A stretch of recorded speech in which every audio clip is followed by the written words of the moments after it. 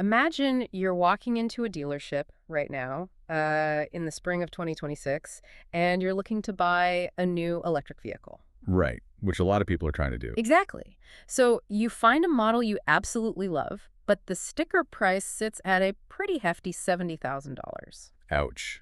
Yeah, that's a lot. It is. And under normal circumstances, that vehicle would be totally disqualified from any government financial assistance, right? Because it completely exceeds the luxury price cap. Yeah, usually 50,000 is the hard limit. Right. But the salesperson, they run the VIN, they check a little box on a government portal, and suddenly they tell you that Ottawa is going to hand you $5,000 of taxpayer money. Just no questions asked. No questions asked, straight onto your down payment. And why?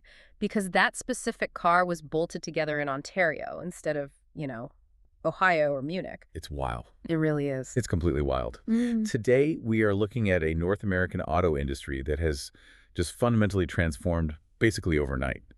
Buying a car isn't just a consumer choice anymore. No, not at all. It's become this act of geopolitical maneuvering, heavy subsidized protectionism, and honestly, international trade warfare. Yeah, and I mean, the machinery behind that $5,000 rebate is incredibly complex. Oh, absolutely. If you really want to understand the automotive market today, just looking at, engine displacement or battery chemistry, it's just not enough anymore. Right. It's way bigger than the car itself. Exactly. Yeah. You have to look at the legal architecture of international borders. Mm.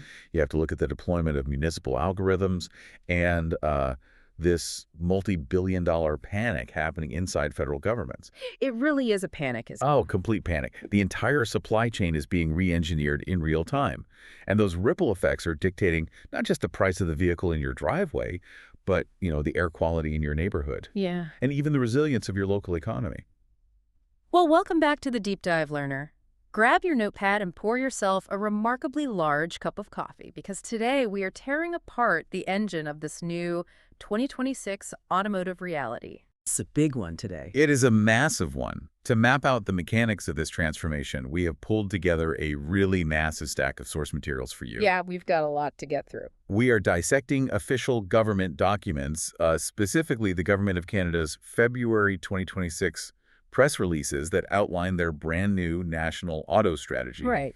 And we are pairing that with a dense, highly critical legal analysis of those exact policies from the law firm Borden Ladner Gervais, LLP, or BLG. Which is a fascinating read, by the way. It really pulls no punches. And then we are digging through this granular 2026 economic and sales forecast from TD Economics. Yeah, and we're also zooming all the way down from, that federal macroeconomics level to the literal street level. Right, the municipal side. Exactly. We're unpacking a confidential municipal planning document from the City of Toronto. It details the financial engineering behind their 3-year public EV charging deployment, which is super revealing. And to ground all of this in what people actually want to put in their garages, we're bringing in some great coverage from the Persian automotive publication Pedal.rr. Yeah, looking at the NACS Toy Awards. Exactly. Looking at the fascinating, honestly, highly ironic results of the 2026 North American Car of the Year Awards. So much irony there. Oh, we will get into it. Now, before we jump into the deep end here, let's establish some ground rules for the show. Always a good idea. We are looking at policies from Washington, Ottawa, and Beijing today. These sources involve aggressive international trade disputes, massive government interventions in the free market, and a lot of highly charged politics. Very charged. So just to be entirely clear, our job here isn't to play referee, right? We're not endorsing any administration's approach, and we aren't here to tell you who is in the right or wrong. Yeah, we're just analysts today. Strictly looking under the hood to see how the factual mechanics of these policies actually function based on our sources. And, understanding those mechanics really requires looking backward before we can look forward. Right, we have to look at last year. Yeah. The radical strategies of 2026, they didn't just emerge in a vacuum.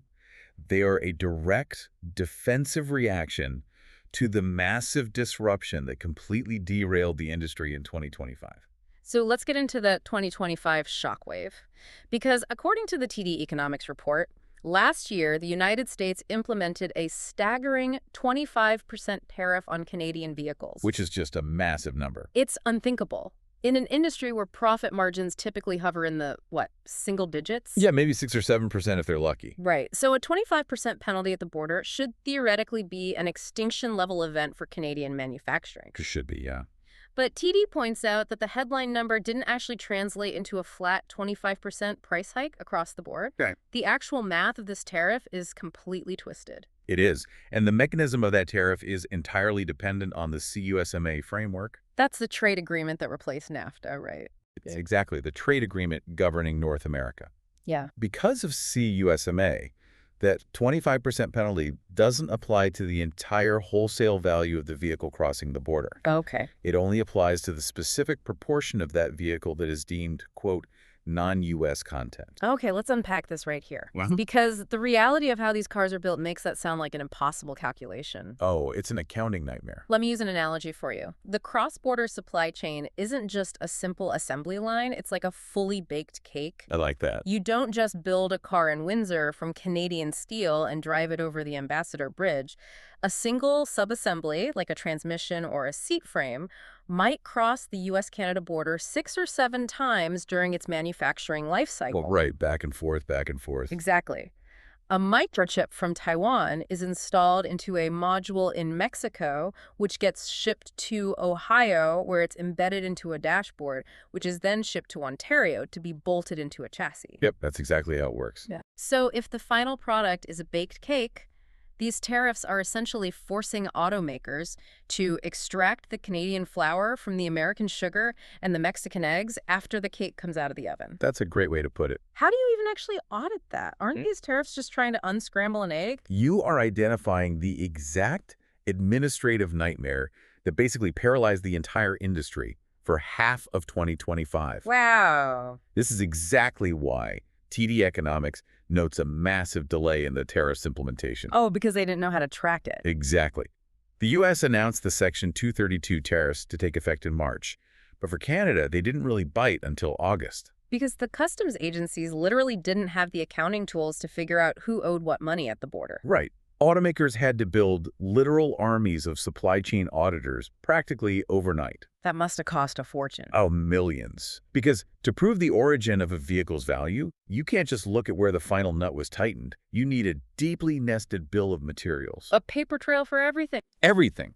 You have to demand origin declarations from your Tier 1 suppliers, who then had to demand them from their Tier 2 suppliers. And so on. Right, all the way down to the Tier 3 companies supplying the raw aluminum or just the bare wire harnesses. That's insane. Every single component requires a digital paper trail proving its value and its origin just to claim that U.S. content exemption.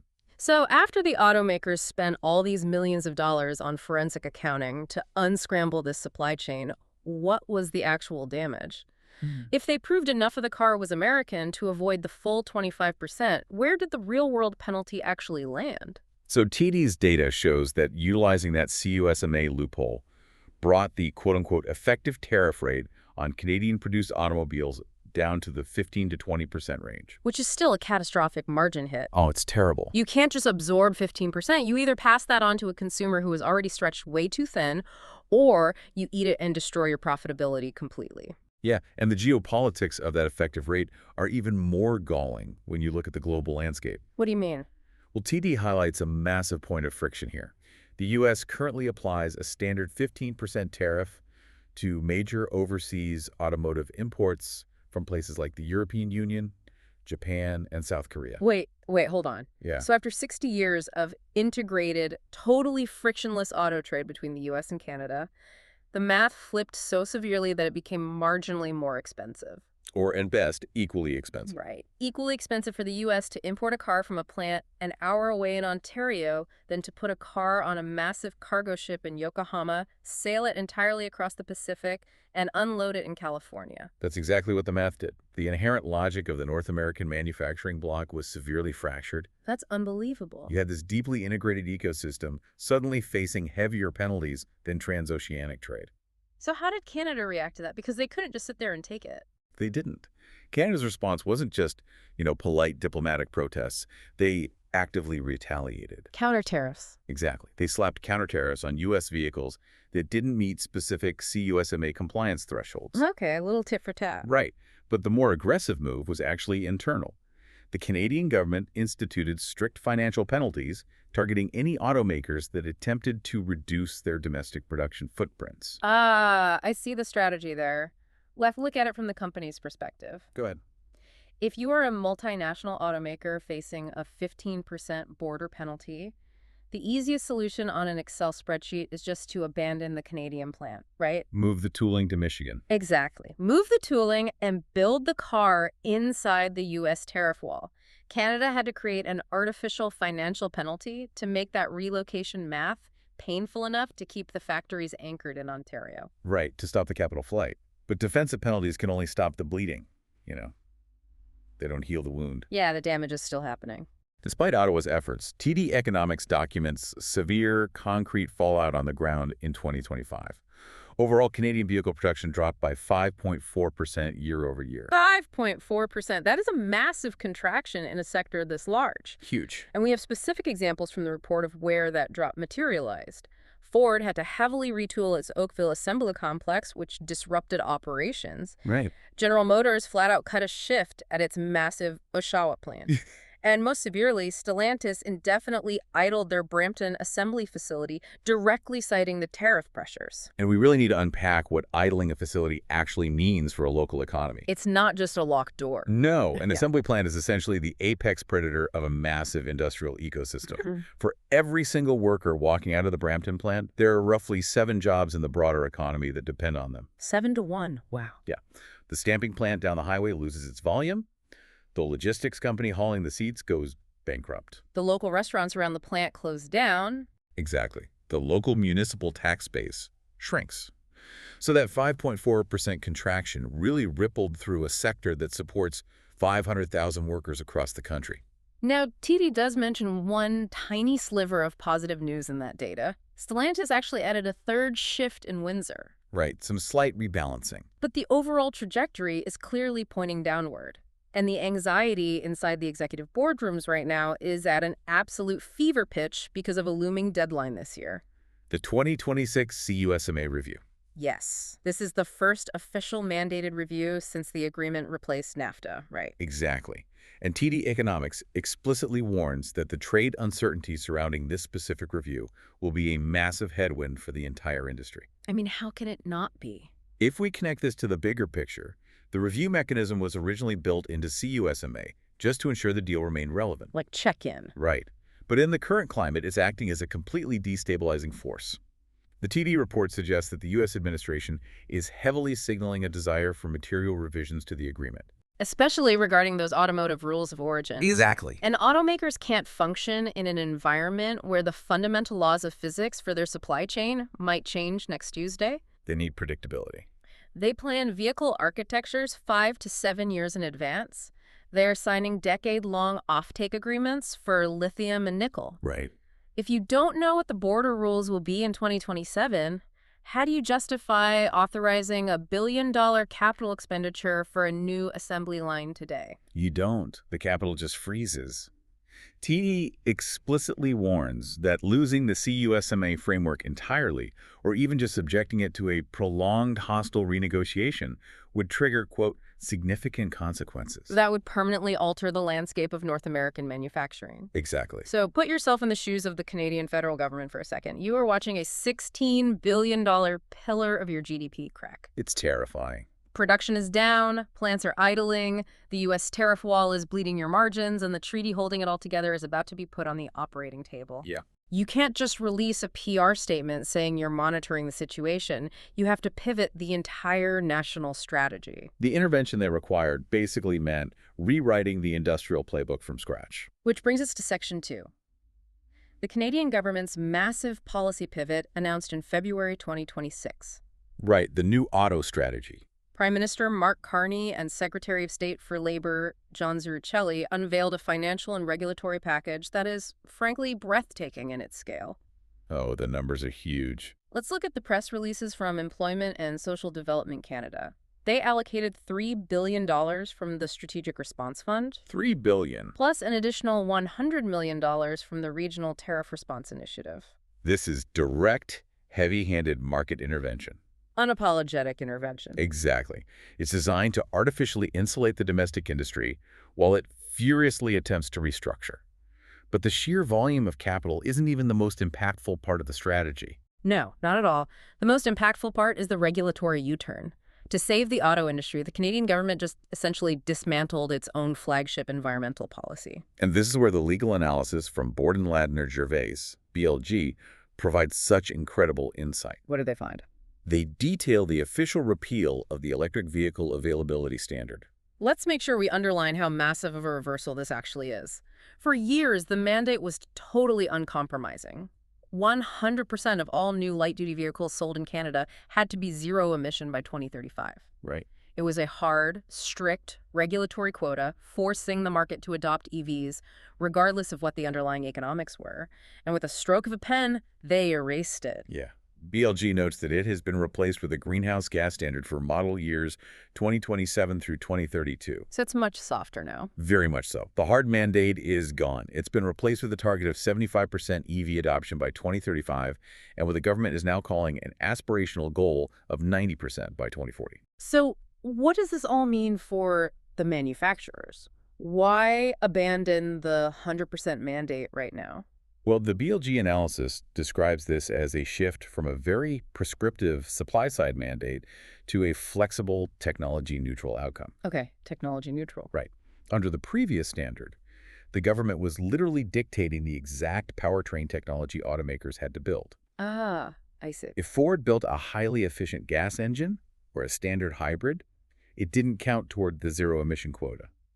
The automakers were legally on the hook to sell pure battery electric or long-range plug-in vehicles at a steeply escalating volume every single year. Which is fine if consumers are actively lining up around the block to buy them. Exactly. But if interest rates hit 7% and consumers are terrified of public charging infrastructure, the automakers are suddenly trapped. Totally boxed in. They are mandated by law to sell a product the consumer absolutely refuses to finance. And the financial penalties for missing those 100% ZEV sales quotas would have been astronomical. It would have bankrupted some of them. So by repealing the standard, the government is providing this massive regulatory relief.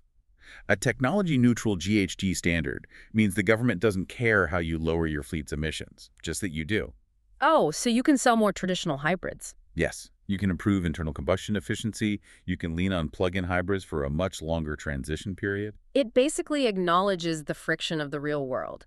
But Ottawa didn't just back off the stick, right? They brought an incredibly powerful, highly controversial carrot to the demand side of the equation. They absolutely did. Let's dig into the new EV affordability program launching mid-February 2026. Because if you remove the mandate forcing companies to build EVs, you have to find a way to financially manipulate the consumer into choosing them voluntarily. Right. The government is injecting $2.3 billion into this new 5-year program.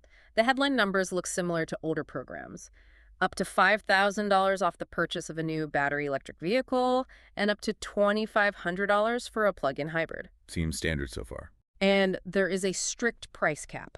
The final transaction value of the car cannot exceed $50,000 to qualify for the money. Right, but in the 2026 economic environment, finding a family-capable EV under $50,000 is exceptionally difficult. That cap excludes the vast majority of the market. Unless you read the fine print. Yeah, the protectionist twist. And this is where the policy turns into a geopolitical weapon. The $50,000 price cap completely disappears if the EV is manufactured in Canada. Domestic vehicles are completely exempt from the price cap. And the BLG legal briefing lasers in on this specific clause, and for very good reason. Why is that? Because it is textbook aggressive protectionism. Think about the mechanics of this in a dealership. Yeah, walk us through it. You have a consumer looking at an EV imported from South Korea or Germany.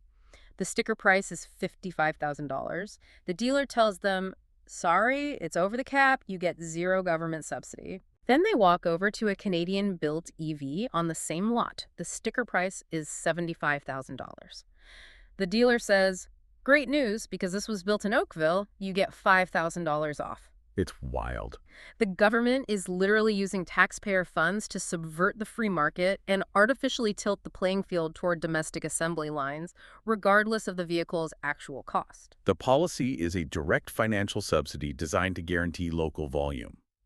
But BLG waves a massive red flag regarding the legality of this maneuver on the global stage. Right, because we are a signatory to the World Trade Organization, and they generally frown upon paying your own citizens to ignore imported goods. Yeah, BLG warns that, quote, further discussion regarding the incentive scheme is likely due to its impact on non-U.S. trading partners. Which is incredibly polite legal phrasing for Canada is about to be sued at the WTO. Pretty much. One of the foundational principles of international trade law is national treatment. What does that mean exactly? It means that once a foreign good legitimately crosses your border and pays the required tariff, you must treat it exactly the same as a domestically produced good. Oh, I see. You cannot apply internal taxes or subsidies that discriminate based on origin. So by waiving the $50,000 cap exclusively for Canadian-built cars, we are blatantly violating the spirit, if not the direct letter, of the national treatment principle. Exactly. The European Union and Japan are not just going to shrug and let their automakers lose out on billions of dollars in sales. No, they won't.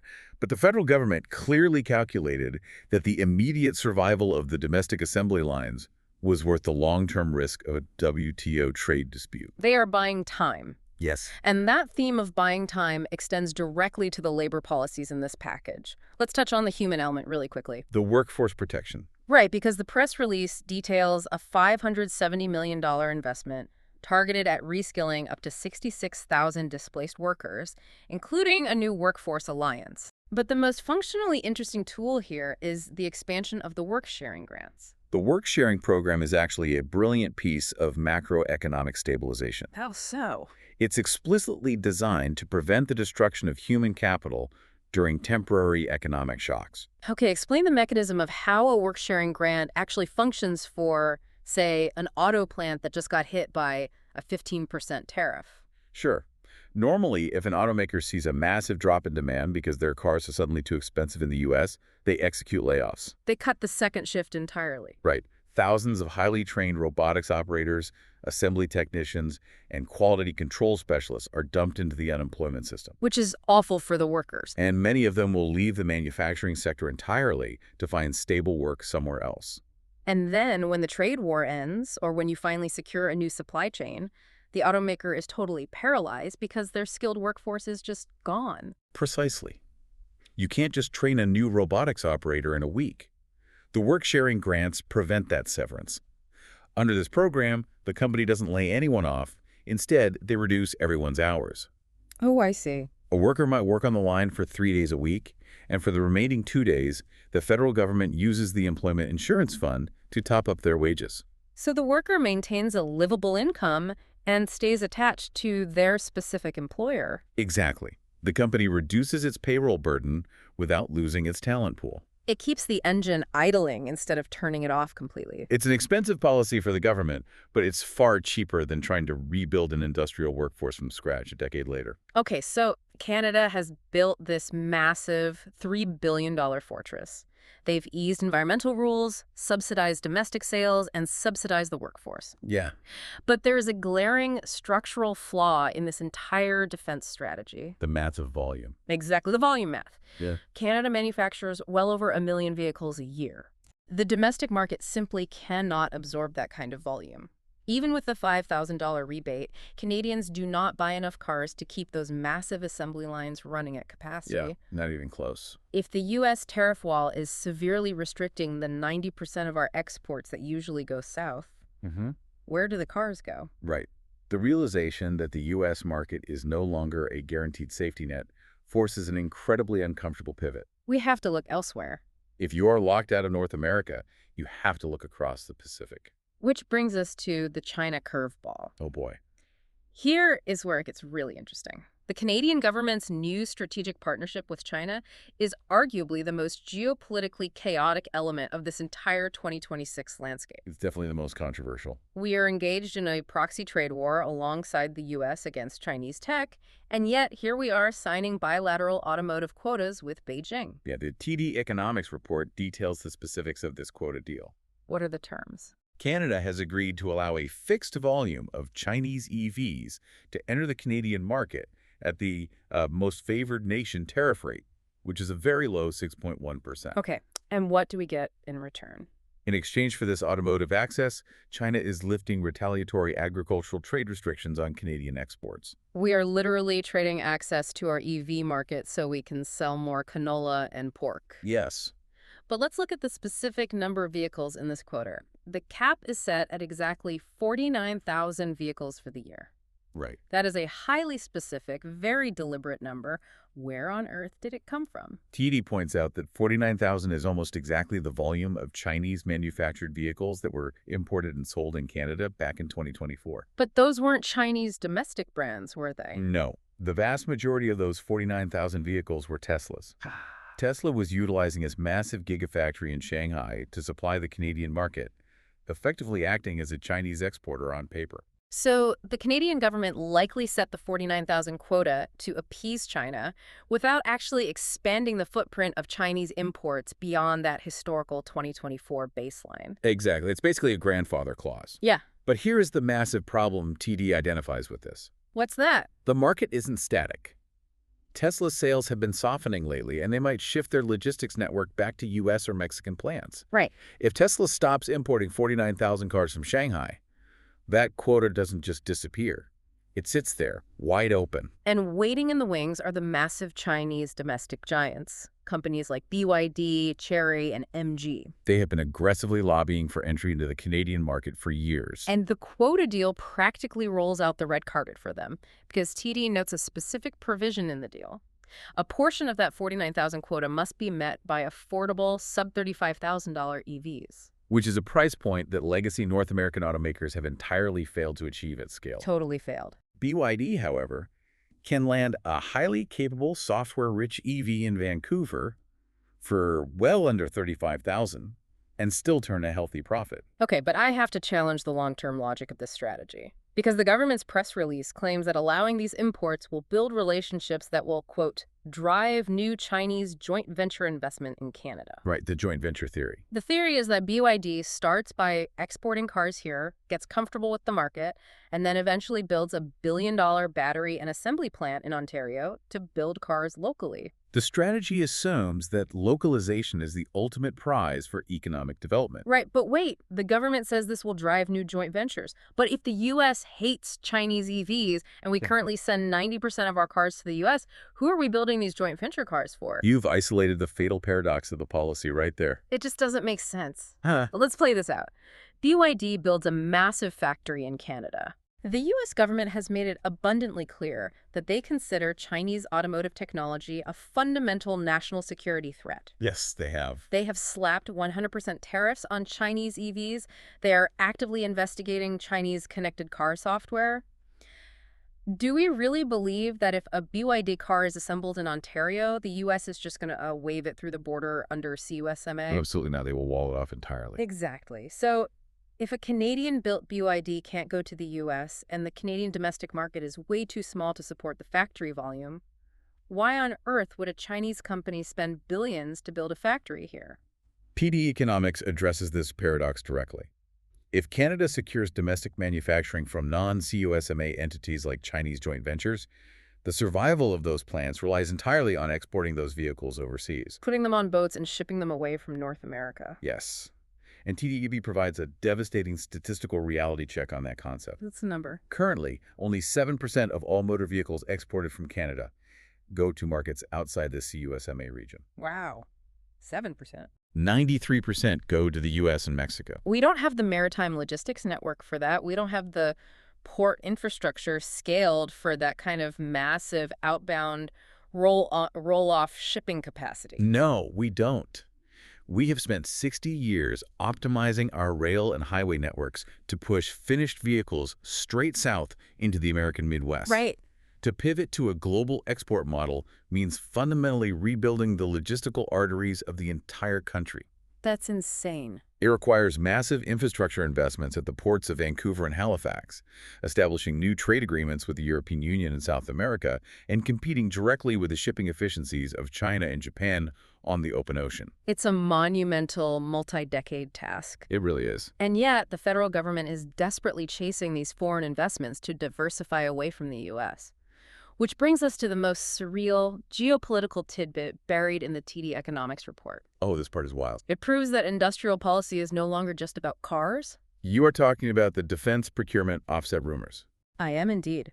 The report mentions that South Korean and German automotive conglomerates are engaged in early exploratory discussions about establishing production facilities in Canada. Right. But the leverage Canada is using to attract them isn't just tax breaks, it is tied to military submarines. The context here is absolutely vital. The Canadian government is currently executing a massive, multi-billion-dollar procurement program to replace the Royal Canadian Navy's aging Victoria-class submarine fleet. Right. It is one of the largest defense contracts in Canadian history. And the two leading contenders for that massive contract happen to be Germany's TKMS and South Korea's Hanwha Ocean. Exactly. And when defense contracts of this magnitude are negotiated, they are bound by something called the Industrial and Technological Benefits Policy, the ITB policy. How does that work? This legally requires the winning defense contractor to make investments in the Canadian economy equal to the value of the defense contract. Oh, I see. It's a legally mandated offset. We will buy $20 billion worth of your submarines, but you have to inject $20 billion back into our domestic industry. Right. Usually those offsets stay within the aerospace or defense sectors. Makes sense. But TD notes the rumors suggesting a massive cross-pollination strategy. The Canadian government is allegedly using the submarine contract as leverage to secure automotive investments. That is wild. If you want the Navy contract, your country's automotive conglomerates like Volkswagen or Hyundai need to commit to building a battery gigafactory or an EV assembly plant in Ontario. It is the ultimate expression of modern geopolitics. It really is. The lithium supply chain is now functionally indistinguishable from military defense planning. We are negotiating the future of our auto workers using naval warfare procurement as the bargaining chip. It perfectly illustrates that the free market for automotive investment is effectively dead. Capital is flowing based on national security imperatives, trade quotas, and military offset requirements. Wow. Well, we've spent a lot of time up in the macroeconomic stratosphere here talking about billions of dollars, submarine offsets, and WTO violations. Yeah, let's bring it back down. Let's bring this crashing back down to reality. Let's look at the listener's driveway. Because despite all this top-down government engineering, the actual consumer still has to walk into a dealership and sign a loan document. And the data on consumer behavior over the last 24 months reveals a massive disconnect between those policy goals and the market reality. So what are people actually driving? Let's start with the anomaly of 2025. Okay. According to TD Economics, amidst all the chaos of the U.S. tariffs, plant closures, and geopolitical tension, vehicle sales in Canada actually surged. Strangely enough. They hit a 6-year high, moving exactly 2 million units.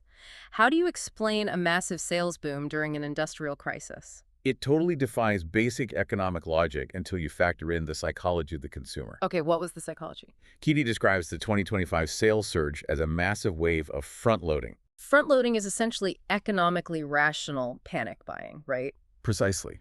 Consumers are hyper-aware of the news cycle.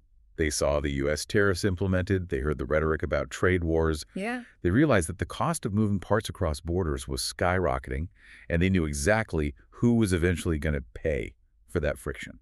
So if you are driving a 7-year-old crossover that is starting to make a weird noise, and you see the supply chain catching fire on the nightly news, you don't wait another year to replace it. No, You buy the new car immediately, locking in the price before the tariffs artificially inflate the MSRPs across the entire market. Exactly. And TD also notes that this panic buying coincided with a brief window of relief in monetary policy. Oh, the interest rates. Right. Interest rates finally started to cool off in early 2025, which provided just enough reduction in borrowing costs to allow those fence-sitters to pull the trigger. But the inherent danger of front-loading is that you aren't actually creating new demand, you are just stealing sales from the future. Which brings us to the severe market contraction projected for 2026. The 2026 hangover. Yes. TD Economics is forecasting a sharp 4.3% drop in vehicle sales this year, sliding back down to 1.9 million units. The panic buyers are out of the market now. And the people left behind are facing an absolute affordability crisis. The underlying math of owning a car has just become fundamentally hostile to the middle class. PD highlights the core metric of this crisis. The average monthly vehicle payment is now hovering around $1,000. $1,000. It's staggering. Let's really think about the mechanics of that number. Why is it so high? It's not just interest rates anymore, is it? No, the interest rates are just a multiplier on an already inflated base. The sticker prices. The MSRPs have exploded over the last 5 years. Automakers essentially eliminated their entry-level, low-margin compact cars to focus all their production on high-margin luxury SUVs and trucks. Furthermore, the push to electrify forced automakers to embed tens of thousands of dollars worth of raw battery materials like lithium, cobalt, nickel, straight into the floorboards of the average vehicle. So you are financing a fundamentally more expensive machine at a higher interest rate for longer terms. A $1,000 monthly payment is essentially a second mortgage just for the hardware. Just the hardware. That doesn't include insurance, which is spiking due to the cost of repairing these sensor-laden vehicles, and it definitely doesn't include electricity or fuel. Furthermore, TD points out a demographic headwind that is compounding the sales drop. What's that? Population growth is slowing down rapidly due to federal course corrections on immigration targets. So you have a shrinking pool of potential buyers facing historically unprecedented ownership costs. And on top of all of this economic friction, you have the federal government desperately trying to push this exhausted consumer base into adopting electric vehicles through those highly engineered rebates we talked about. But when you look at the cultural reality of the market, you see an incredibly ironic rejection of that push. To really understand the psychological state of the consumer, we have to look past the economic data and look at the cultural barometers. Which is exactly why we brought in the coverage from Pedal.rr. This is a Persian automotive publication that provided extensive reporting on the 2026 North American Car, Truck, and Utility Vehicle of the Year Awards, the NACTOY Awards. And the NACTOY Awards are announced at the Detroit Auto Show. Right. They are voted on by a jury of 50 independent automotive journalists from across the U.S. and Canada. Yeah. This jury evaluates innovation, design, safety, performance, and value. They're a big deal. They are generally considered the definitive pulse of what the industry considers excellent and what consumers actually aspire to own. Okay, so think about the context. Governments are spending billions of dollars restructuring the supply chain for batteries. They are begging consumers to go electric. They are fighting trade wars over EV quotas. Yeah. And what did the NACTOY jury select as the 2026 car of the year? The Dodge Charger. But the crucial detail reported by Pedal.air is which version of the Dodge Charger won. It wasn't the electric Daytona version. The award went specifically to the gas-powered Charger, equipped with the Hurricane Inline-6 internal combustion engine producing 550 horsepower. 550 horsepower. It beat out the incredibly practical, economical Nissan Sentra, and it beat the technologically advanced hybrid Honda Prelude. What's fascinating here is the profound irony. It's staggering. You have a massive, top-down bureaucratic machine attempting to drag society into a zero-emission future. And the cultural pinnacle of the automotive year is a 550 horsepower muscle car that burns premium gasoline. It gets better or worse, depending on your perspective. Oh, yeah. Let's look at the Truck of the Year category. Did they pick an $80,000, 7,000-pound electric super truck? No. The Ford Maverick Lobo won. And look at what it beat. It beat the massive, highly profitable Ram 1500 and the heavy-duty Ram 2500. The Maverick Lobo's victory highlights a desperate consumer hunger for approachability and utility. It really does. It is a compact, relatively cheap, gas-powered utility vehicle styled basically like a 1990s street truck. Yeah. It proves that while automakers have been obsessed with building massive luxury EVs for early adopters, the mainstream market just wants a reliable, affordable tool that doesn't require a $1,000 monthly payment. And the final category, SUV of the Year, completely cements the trend. The Hyundai Palisade took the crown. Right. It's a large, 3-row, gas-powered family hauler. Look at what it beat. The Lucid Gravity, which is arguably one of the most advanced, ultra-luxurious, long-range EVs ever engineered. Yeah. And the Nissan Leaf, which is one of the most affordable entry-level EVs on the market. The NACTOY results demonstrate a profound disconnect.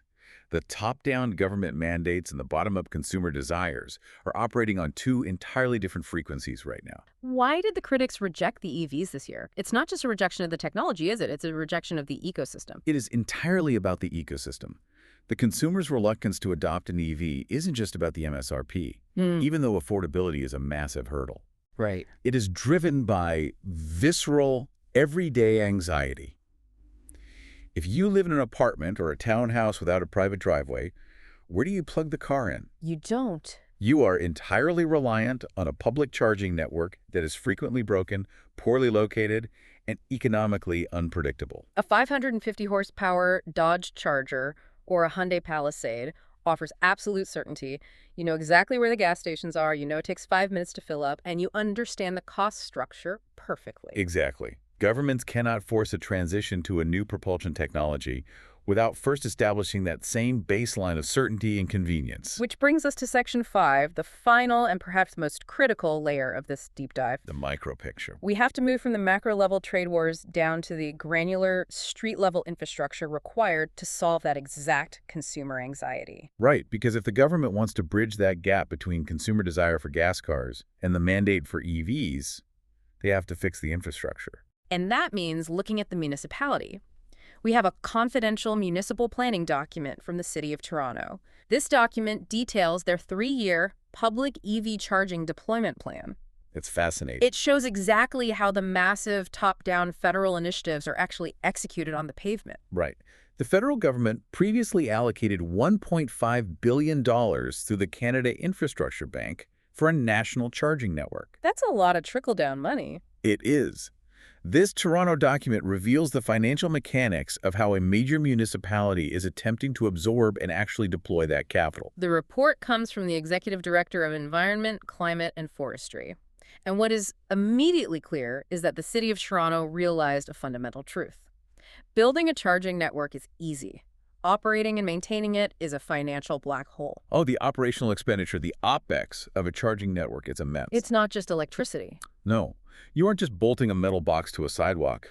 You are paying for continuous cellular data connectivity, software licensing, grid demand charges, And maintenance. a massive maintenance budget to deal with vandalism, copper theft, and just basic hardware failures. The city does not want to be in the business of dispatching technicians to fix a broken payment screen at 2 a.m. on a Sunday. No municipality wants that. So to avoid holding that operational bag, the city structured a massive collaboration agreement. Let's talk about the structure. They are partnering with a private entity referred to in the document as the proponent. Their identity is currently redacted alongside the Toronto Parking Authority, or TPA. Let's examine the financial structure of this agreement, because it is an absolute masterclass in municipal risk management and leveraging public assets. Okay, break down the numbers. The private proponent is taking the vast majority of the financial risk here. Over the next 3 years, this private company is mandated to invest $35.8 million into the network. Wow. That breaks down to $23.1 million in capital expenditure to actually buy and install the chargers, plus $9.7 million in operating funds to keep them running and maintain the software. In contrast, the City of Toronto is only committing $19.3 million of capital and essentially zero incremental operating costs. Think about it like throwing a massive potluck dinner. The city is providing the house, but the private sector has to bring all the most expensive ingredients. And cook them. The city is heavily leveraging its monopoly on geography.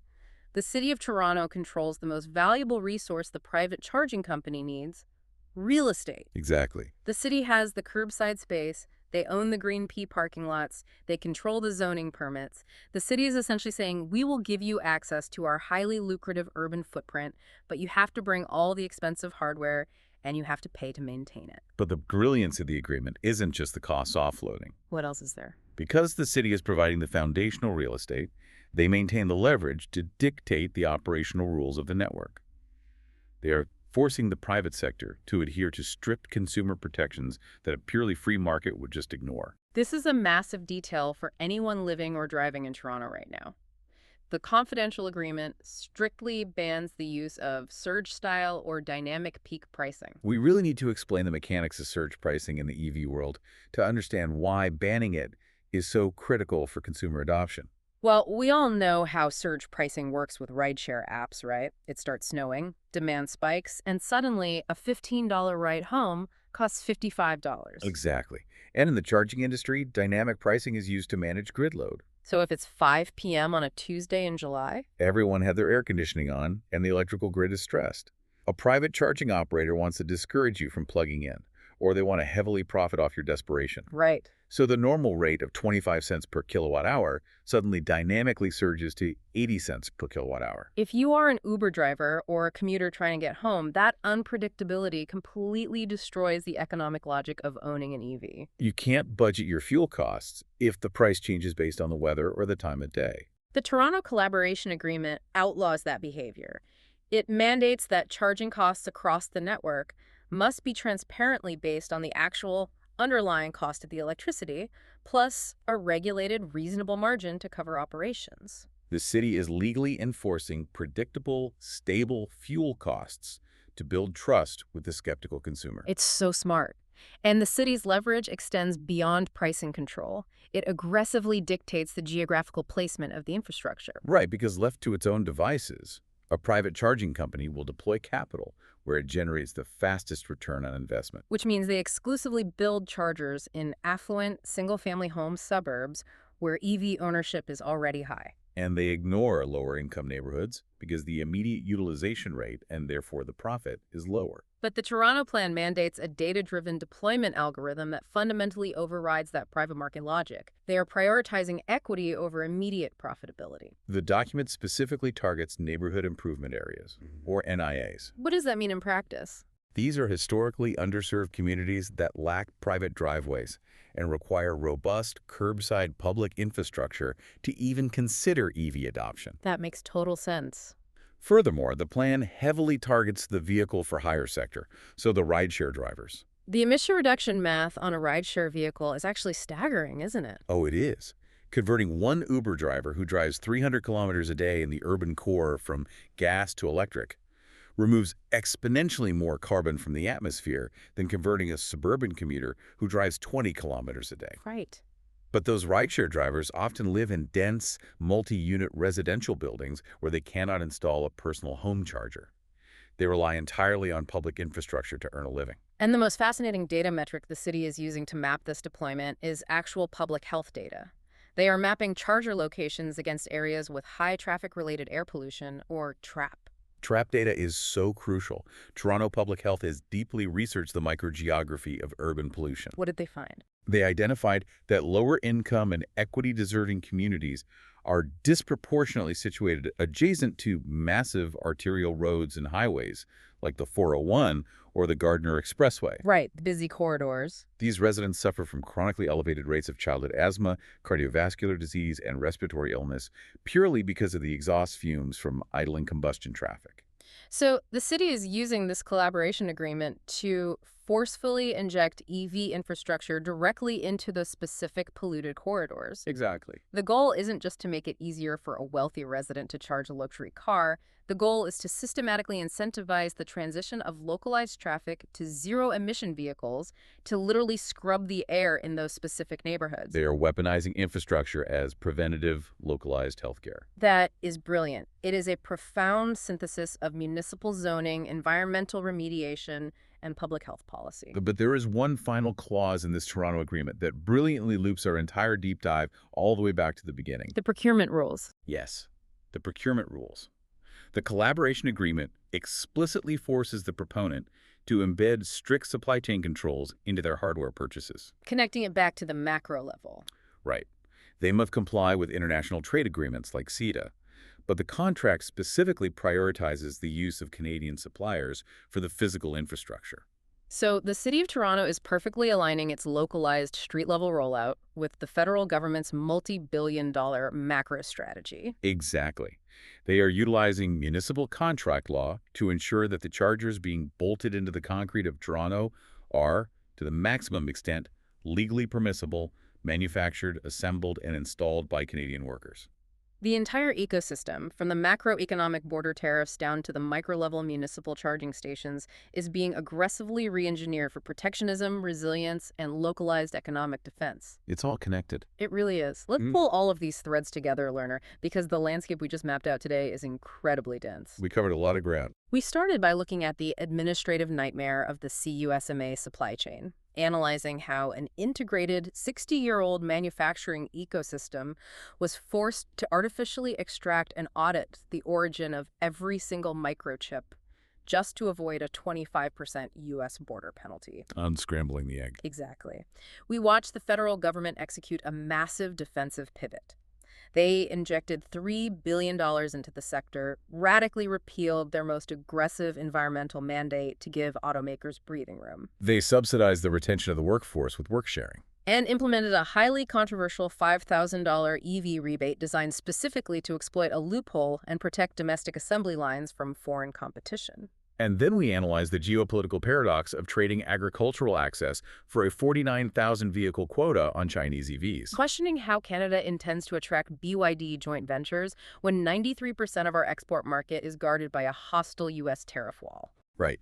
And we looked at the incredible reality of defense offsets, where military submarine contracts are actually being used to leverage billion-dollar battery gigafactories.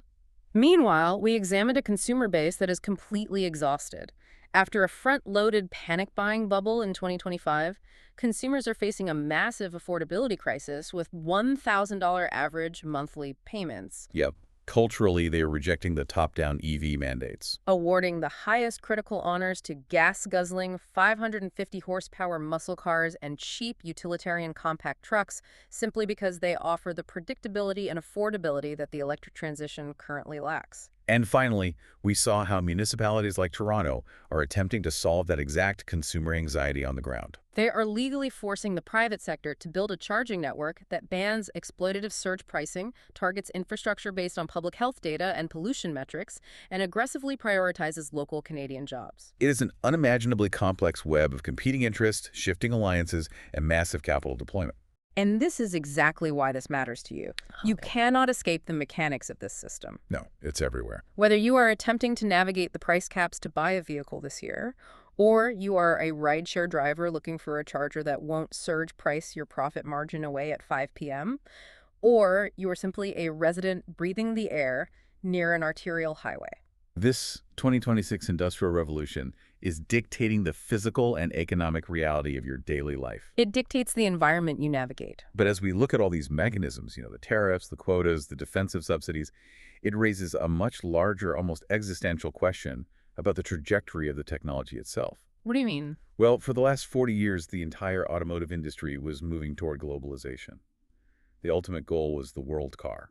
A brilliantly efficient vehicle where the software is coded in Silicon Valley, the microchips are fabbed in Taiwan, the battery chemistry is developed in Germany, the raw materials are refined in South America, and it's assembled seamlessly in Canada for a global consumer base. Right. The ultimate achievement of frictionless global trade. But if the mechanics we analyze today, the retaliatory tariffs, the localized sourcing quotas, the hostile border walls, the geopolitical weaponization of supply chains, if this is not a temporary shock, but the permanent new normal of the 21st century, does the global world car die? Wow. By the year 2040, will we see the rise of hyper-regionalized technology?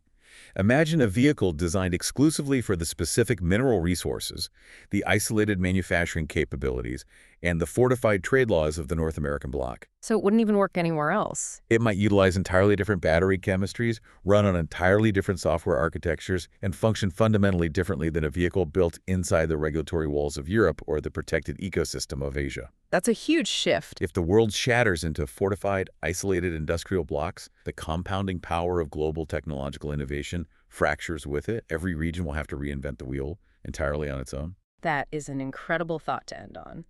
The idea that opening the hood of a car in a decade won't just show you an engine, but will show you a physical mechanical mirror of your region's isolated geopolitical borders?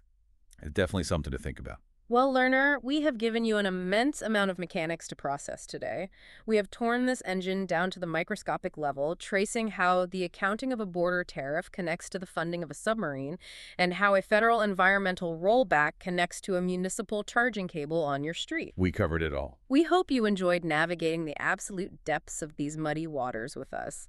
Thanks for grabbing your notepad and taking this deep dive. We'll catch you on the next one.